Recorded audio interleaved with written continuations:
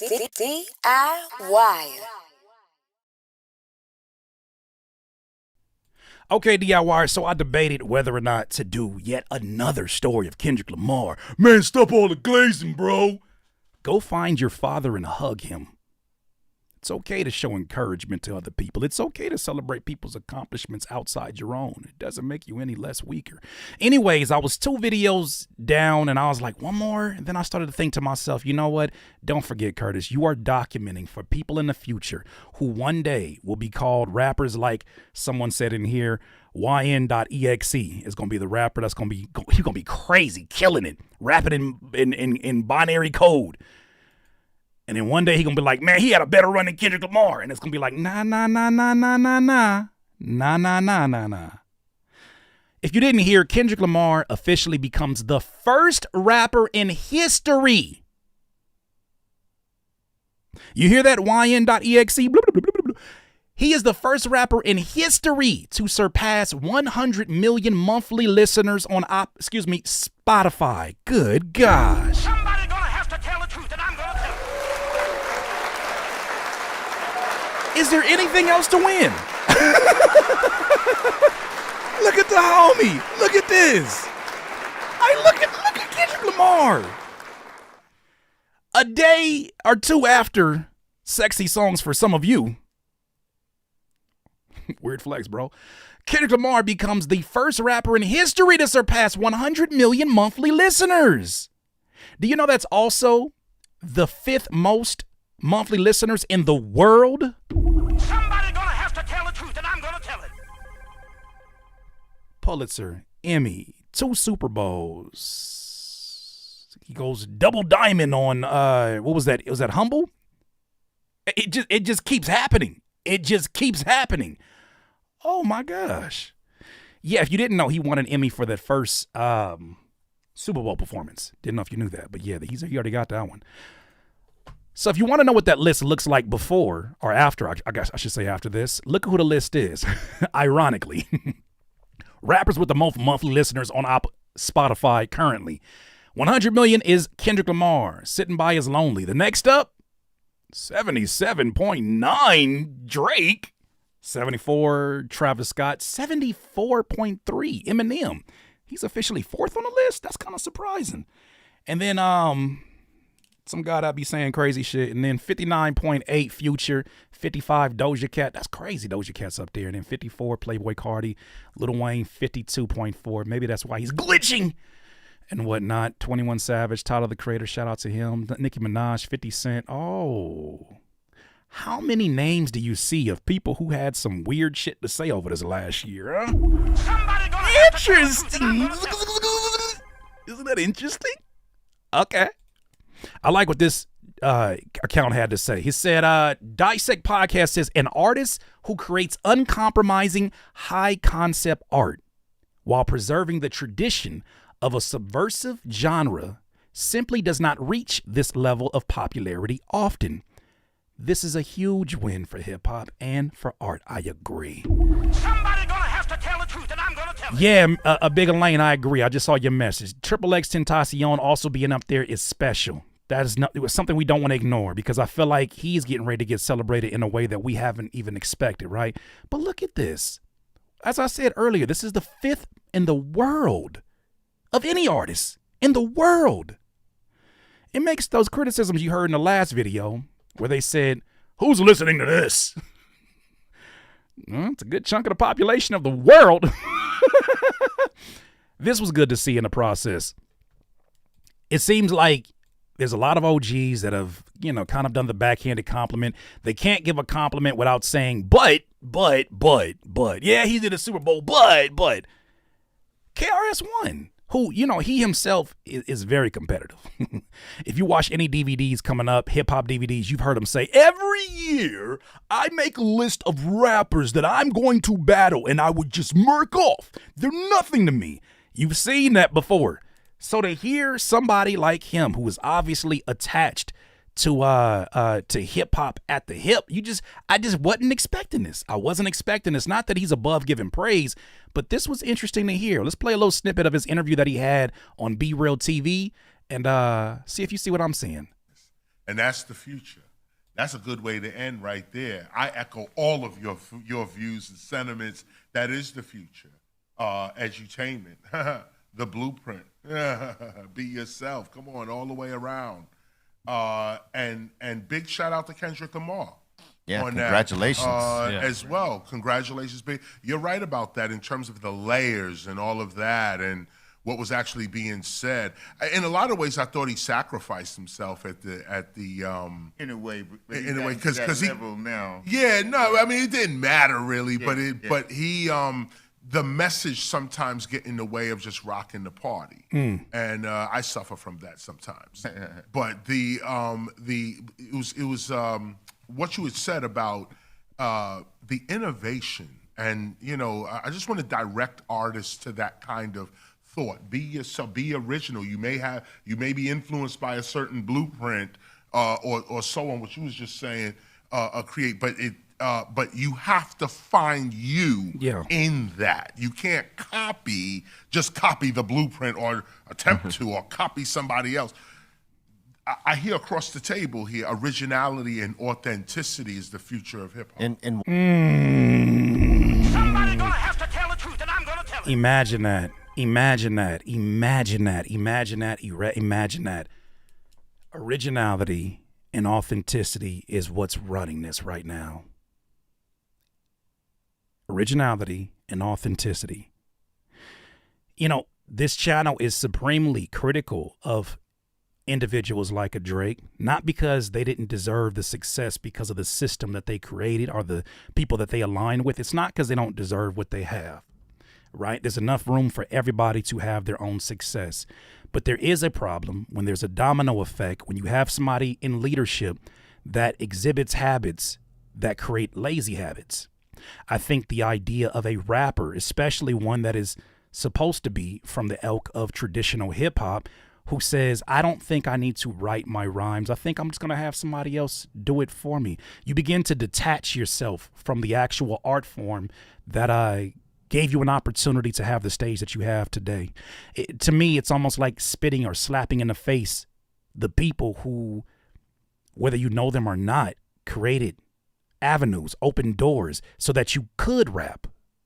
So to use it in such a way to where you end up becoming the corporate entities that were trying to stomp a mud hole into hip hop before they monetized off of it, it's discouraging, but it's understanding because we know people are brought up in different places. Got it.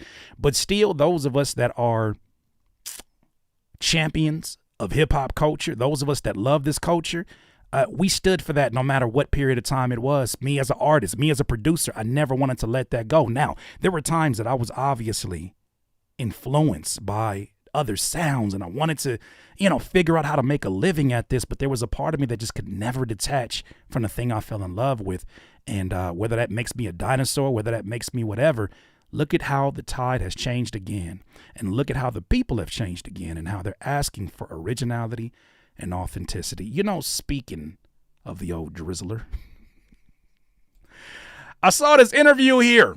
Shout out to Elliott Wilson. I saw this interview that many of you have probably seen after the Control verse dropped, and it made me scratch my beard for a second. I said, damn it, this interview has aged like a Waffle House menu. I said it. Somebody gonna have to tell the truth, and I'm gonna tell it. It has aged like a church fan.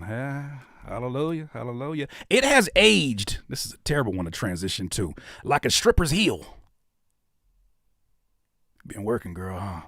It has aged terribly. Why is that? This is the one reaction amongst all the reactions during the Control verse that I think a lot of hip hop fans started to look at Drake a little differently. Some people would even argue that this was the beginning of the said beef that has sent us down this insane run in sequence of events. I want to stop it here for a second, and I want to play this, and I want to play another clip to kind of help you to understand why sometimes delayed gratification is the best one. Peep what Mr. Drizzler had to say in 2013 when he was talking to Elliott Wilson. It seems like nowadays people want to build Kendrick. Nobody yelled out Kendrick. You just heard that in your head. No, earlier. When you go to sleep, you just hear somebody be like, Kendrick Lamar. No, No, but here's what's funny about you and Kendrick. Let me please let you know I speak light skin fluently. It took me a long time to not have those light skin tendencies that are a little bit catty at times, a little bit like passive aggressive. Them some high yellow tendencies. I know we're not doing the colorism thing, but there are some tendencies that I've noticed about my peers, and when I see it, I'm like, ugh, I hope I don't look like that when I be talking to people. Ugh. So I'm just telling you right now, I'm accredited. So when I dissect this, it comes from a place of experience. All right, I got you. Kendrick Lamar, it's like people forget you had him on Take Care. You had him on Buried Alive. You talked about a meeting that you guys had where you kind of was schooling him on the game. And there's a great line about how he realized he's the same age as you, and it made him rude and impatient. So it's almost like it's very foreshadowing. You know, he ended up making a great record, Good Kid, Mad City. Just the connection. Phenomenal album, by the way. Phenomenal album. Yeah, round of applause. And as I translate this light skin, what that is, see, I am not a hater, ladies and gentlemen. I could call his album phenomenal. I don't need to be the one that validates it, but I need you to understand that in my position of power, I can validate it. I'm not a hater. See, guys? Even though I'm about to hate, I just need to make sure I do it in a sandwich so you don't think it's hate. Continue. then now he takes a competitive stance with a verse like Control, and then you said that he's not murdering you. I'm a good boy. It's crazy. That's where that rivalry. That's where people want to try to build. That's if you want to try to build a rivalry.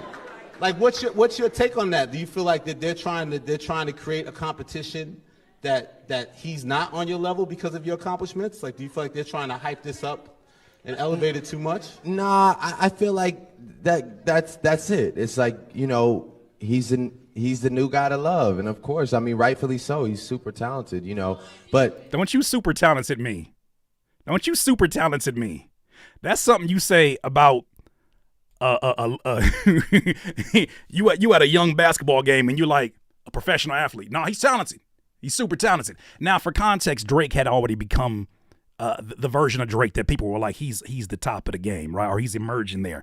He earned his position at that point, right? We're talking about Good Kid, Mad City. Kendrick is still building up his catalog, but I want you to notice the smugness of this all. It's just really interesting when you compare it to him now being the first rapper to 100 million listeners. Thank you. But he's but he's like, he is the underdog that's extremely hungry, you know what I'm saying? And he's doing his thing really well. His thing? Say, Drake. What's that thing? That verse was, he's giving people like moments, like that verse was a moment to talk about. Are you listening to it now at this point in time? Well, I like to tell down into the future, that's so Curtis. It's 2025 and we're still talking about the Control verse. Somebody gonna have to tell the truth, and I'm gonna tell it. Drake, retreat. Don't say anything else. It's gonna get real crazy for you. I see a Super Bowl. I see Grammys. I see records being broken. Retreat. Oh no. Okay. And then, but it was real cool for like, a couple weeks. But like, if I asked you, for example, like, how does that verse start? I know how Not Like Us start. Must have done a beat, ho, we, ho, he's a free throw. Man down, got a family lands, and he wrote. I know how that one start for sure. No, do you remember? No, and like, No. now mind you, it'll go on in Complex and Rap Radar, give it like verse of the millennium and all that shit or whatever. But like, I'm just saying, it's like, Oh shit, son. I remember like somebody like asking me, or maybe it was you that was like, is Kendrick Lamar your biggest competition like in this generation or whatever? Yeah. And I think that Kendrick has like the utmost potential, man. Like, I see Kendrick tomorrow, I'm adapt him. I didn't feel a way about that verse. Stop there. I think he has the utmost potential. He was in a position where he felt like I am the guy. Even though he himself, I'm assuming Kendrick looks at that and says, you just got your feet wet. Like you just planted your feet there. You're not Wayne yet at this point. You haven't surpassed your mentor. You're doing some things that are really interesting, but you're not even that yet to be talking like this Hold on. Hey, you ain't got too much dip on your chip there, Playboy. But he talking like, you want to come for Hove, I got the throne. It's like, hold on there, Playboy. Too much dip on your chip. I get it. I get the moment. Like, he's a good guy. And like, I know that verse had no malice behind it because I saw him 5 days later at the VMAs and it was all love. So it's like, he didn't come on there on some wild, like, yeah, I'm in New York, fuck everybody, don't look at me. Like, I'm the king. So it was, that was the most light-skinned way of him saying, I stepped to him. I asked him, do we got a problem? And he didn't think we have a problem. Look at the way he did this. This is what I'm talking about. I speak high yellow. I know. I speak light-skinnedness. I speak male light-skinnedness. I've seen this. It's a spectrum. I'm on the opposite end. It's a spectrum. I'm telling you right now. Look at this passive-aggressive shit and just think about the way that it is aged, ladies and gentlemen. It was one of those things, it's like, I almost wish he had come in there on that shit because I kind of lost like a little respect for the sentiment of the verse. You? If it's really fuck everybody, then it needs to be fuck everybody. It just can't be halfway for the sake of the people. I think he completed that mission. Oh, shit. He said, I stepped to him, I talked to him. Kind of like stepped to him, if you think about it. And then I told him, I was like, we good? And he was like, oh, we good. And I was like, okay, well, I guess we're good then. Mind you, this is just one of like 2 or 3 interviews that he went on where he did this same passive-aggressive act of him saying, I don't really care. Like, I care, but I don't care. Like, I don't respect it. I don't respect it. Mind you, there's also another interview that he had, I think, on Fox Sports that never came out. Because he fully crashed out in this same error. Just think about the way. The lesson I'm trying to give you in this. Be careful who you little bro. Somebody gonna have to tell the truth, and I'm gonna tell it. I know hip hop's competitive, and you better know that hip hop's competitive. Be careful who you little bro. It might end up like this. You know what I'm saying? Like, for real, that's just how I feel. Yeah. But anyway, like, it was ESPN. Okay, thank you. It was ESPN. I thought it was Fox Sports. ESPN. Marcus Wally, right? Yeah. So that never came out because the team was like, okay, he did too much. Still, like, when it comes to competition, I'm more worried about consistency. I'm more worried about bodies of work. I'm talking about hit records. I'm talking about I'm basically talking about, like, there's one guy who's up every night thinking about how to get better and how to do things bigger. And that's Kanye West. He's like Did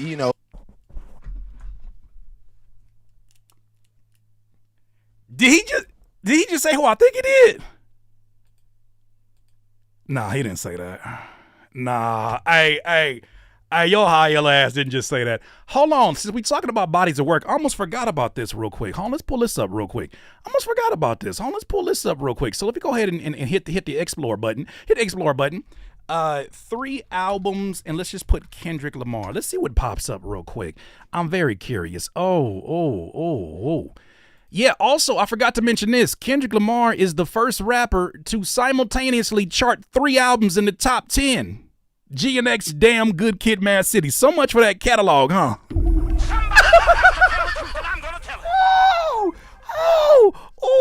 Oh, past Drake, I want to play you a song.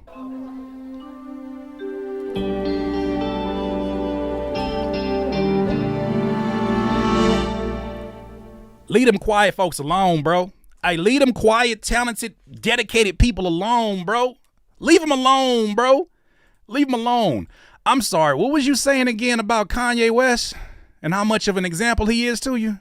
He's like, he's always gonna be the guy that's trying to outthink and outdo, everybody. So for me, that would be like, that's my guy that I aspire to surpass. You know what I mean? And hey, now what you say now? That's so Curtis. Don't say it. Don't say that. Don't say that. Take it back. It's gonna age like spilled milk. It's gonna age like In-N-Out fries in your car. Don't do it.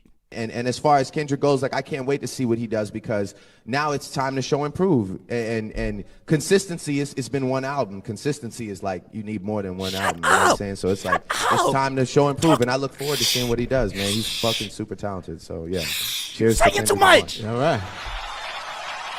Boy, oh boy, oh boy, oh boy. He said, I can't wait to see what he does. Well, Probably didn't think he's going to do it to you, huh? Oh, buddy. All right, well, let's get to this part of the video, the last part of this video. There was an amazing video that was put out here by Level 1 Rock on YouTube. I'll put it there in the description, called The Art of Delayed Gratification. Here it talks about this tremendous run, the origins of the back and forth between Kendrick and Drake, because this part of his accomplishments, I know some people want to separate the battle from it, but like, nah, you can't separate the battle. The battle is the resistance that is required to build muscle. Are you really about it? You say that you're one of the greatest of all time, Kendrick. What do the greatest all have to go through? A battle against who other people consider to be the greatest. Well, when you get into a battle like that and you come out the way that he's coming out, it's hard to make an argument for a lot of other people in this era. Anybody else? Who else you gonna make an argument for? Not who's your favorite, not who does the numbers. That's not how we define the greatest in hip hop. Who put the work in? Also, who is the most strategic in this process? I want to fast forward to the end of this video because I think he did this really, really brilliantly in breaking down the art of delayed gratification, which I think that Kendrick displayed a masterclass in. Peep this out. Hey, run for your life. Is he gonna get a Grammy? Is he gonna get a Grammy? Maybe. The whole point of delayed gratification is that while it's hard at first, it ultimately wins big later. And so this has been a tremendous learning experience for someone who's impatient like me, who's grown up in the digital age, the era of instant gratification, that it didn't matter that it would take 17 days or whatever for Kendrick to respond and that Drake would get to paint the narrative first, because the picture that Kendrick ultimately painted was so much more coherent and so much more potent that it completely won the narrative. While Kendrick had clearly won the battle, now J. Cole and Drake are actually just spiraling with some of the definitively worst features we've ever seen from them. Y'all ain't gonna never let that go. Leave him alone. Leave J. Cole alone, man. Hey, man, leave him. You know what I'm saying? He just riding his bike right now. Leave him alone. Yeah, we doomed. But J. Cole fan, we cooked. TDRBC, Scotiabank, RBC, CIBC, PC Financial. No!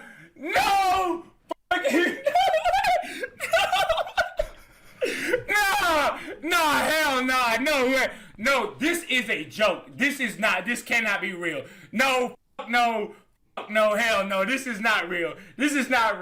No, bro, no. Shout out to Tony. Get up! Get out!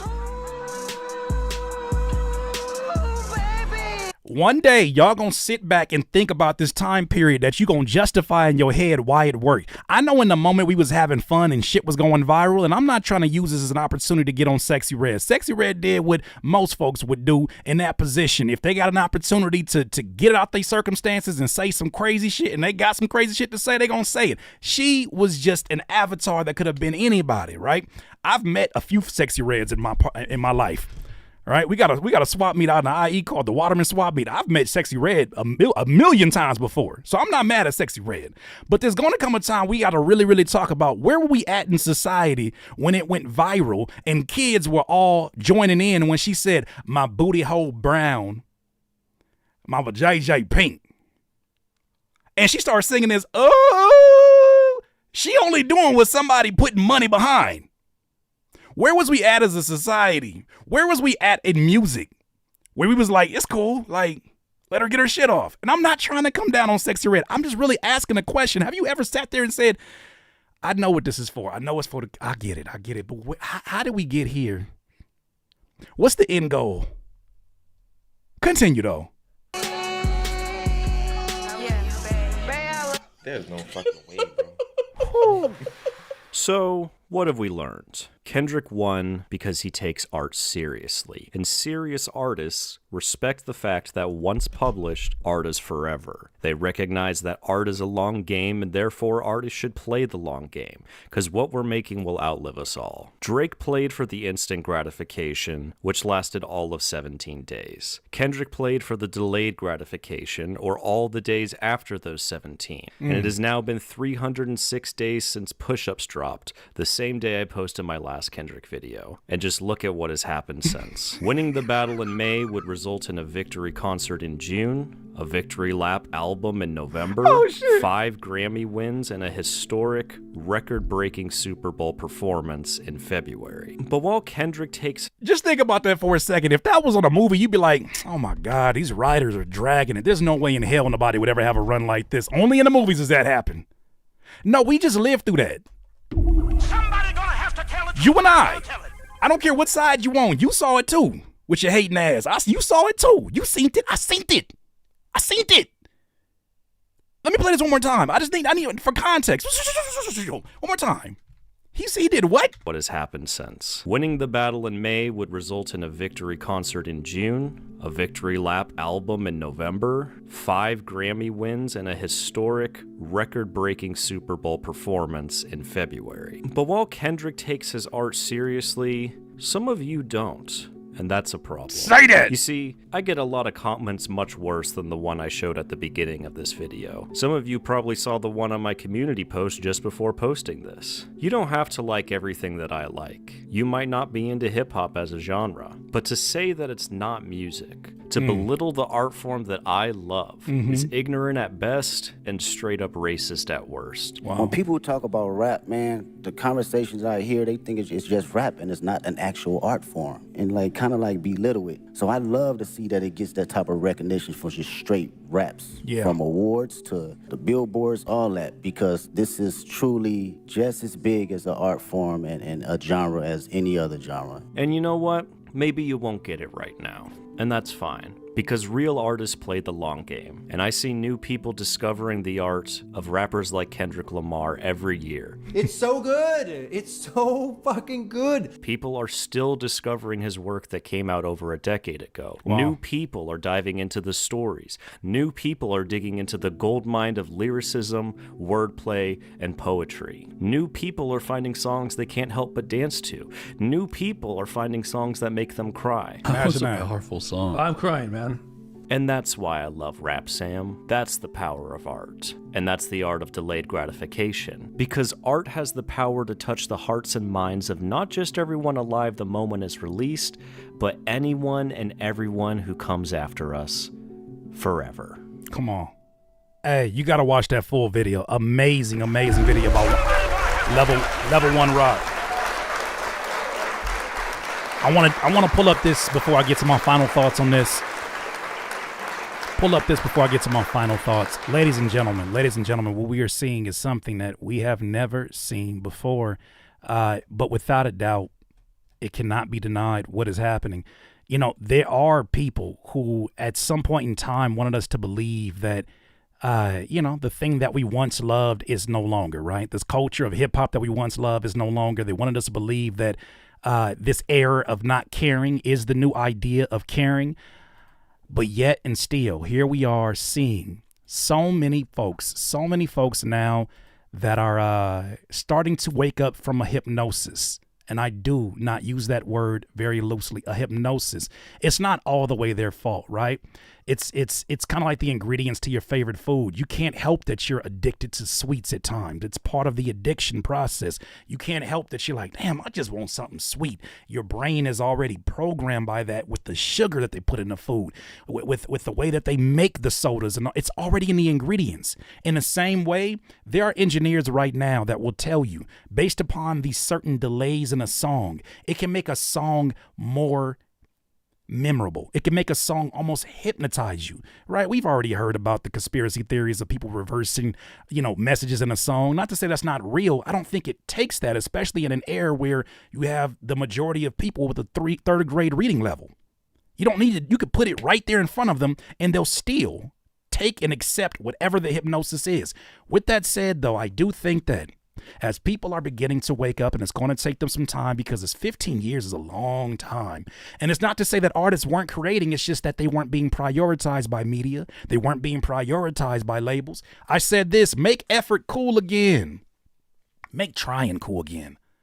Make taking chances cool again. Make standing out cool again. Make making mistakes cool again. People didn't like that one. We should be able to make mistakes in public. We're supposed to because we're human. The idea of doing things so that you don't look stupid and don't make mistakes, well, that's taking away your entire human experience. You know, there was someone that they did an experiment on where they removed a part of their brain that was able to recognize pain, right? I forget the name of the part of that brain that didn't feel pain anymore. You know, that person drove themselves mad to the point where they offed themselves because living was unbearable without feeling something. So for those of you that are trying to do that manually, understand that's probably going to be eventually your downfall. And once again, I know this is programming. It goes on to say, make the process cool again, make learning cool again, make reading cool again. I ain't about to pronounce that Afro butterfly, whatever you just said. I read it. That's all I know. The hippocampus. That sound like it. That sound like it might be it. Whatever it was, that person removed that part of their brain, and they were miserable because we want to feel things as human beings. Somebody laughing at me, ashed potatoes. We want to feel things as human beings. We're supposed to be feeling things. We're not supposed to be as minimalist as society and as fashion, as architecture, as furniture. Why do we want to live like our furniture? When we have the opportunity to be human beings, endless possibilities with human beings, right? As much as some of us may hate some of the developments of AI, that is also something that is a byproduct of the human experience. So with that said, I'm looking at where things are going. This is less about Kendrick. I don't want to belittle anything that brother has done, but I want you to understand this is something that is making a lot of people in different segments who didn't think about this in their art form because they felt like, you know what, what could I possibly make money off? How can I make a living doing the thing that I love? I got to compromise at some level. Well, here you have somebody that from the day one that I met him, he was already K-Dot.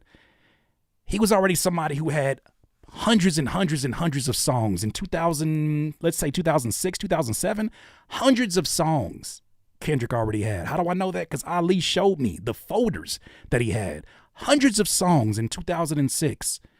Not songs written by anybody else. Not songs that somebody gave to him, songs that he wrote because he knew that's what it took. He was around the punches. The reason why Punch, even though it's the president of TDE, is a reason why he sounds as great of a lyricist as he is. That was part of the people that was mentoring Kendrick. There's a reason that Ab-Soul continues to get better with time. They were in that environment. There's a difference that you hear in the first Schoolboy Q project to the next one, and you see that environment. Same thing with J-Rock. You see that environment is one that breeds perfectionists, less perfectionists, but more professionals, I should say. They breed folks in there that want to dedicate their time to their craft. They don't care about the fame as much as they care about getting better at their craft, because if you do that, it's going to bring all the other rewards that come along with that. It's going to bring all that. But in terms of being professionals, I saw them in them studios writing. Every time I went over to the TDE studios, they were writing. It was always production circulating. They were writing. I wasn't there to see the Doechii experience, but it wouldn't surprise me if she's the same thing. I know she's the same thing, right? Seeing the end results of her work. I just hope, no matter who you're a fan of, I hope that you get the bigger message, and that this next era, because of the popularity and the rise of AI, this next era is going to really, really question or make human beings question what does it mean to be human? What makes me human? What's great about being human? What can I do that a computer has to copy me in order to do? What's up, Larry O? What can I do to really dedicate myself to the craft? You know why this run is so extraordinary? Because just like he said at Man in the Garden, his grind was extraordinary. His dedication, he wasn't on social media like all of his counterparts were. What you think he was doing? Aside from living his personal life, he was working on his craft. How do we know? Because every project got a little bit better than the last one. Got a little bit more cinematic, got a little bit more improved with the songwriting. That's somebody who cares. So for the younger artists that are trying to figure out, like, damn, what does that look like? Take your time. For those who are pressuring you to make beats in 10 minutes, never take criticism from somebody you wouldn't take advice from. You could be better than them. Or maybe look at a different angle. They became that after only focusing on quality at some point in time. But it takes quantity to get to quality. But it takes quantity, I should say, to get to quality. You got to become prolific to become great. So all I'm saying is this. If you see anything here and you're like, damn, I would love to experience this, realize you can't cheat the game. You can't cheat the process. Do the fucking work. Mediocrity was rewarded this last X amount of years. You had your opportunity. Now go sit your little dumb ass down somewhere. Hold on, Martin, help me out. Man, sit your dumb ass down and shut. And when you come to a studio session, OGs, or whatever you consider yourselves, unks, big brothers, I'm 40. I hope that you understand there's nothing wrong with telling a younger artist that comes in there bullshitting, leave the studio. In here, you bring your best. And you watch them and look them right in the eyes as they go like this. Okay, Unc.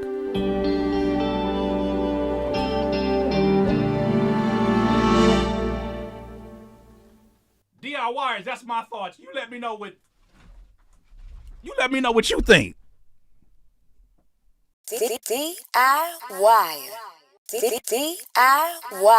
DIYers, if you enjoyed this content, make sure that you hit the like button and maybe even consider subscribing. Come on, man. Stop being greedy. Peace.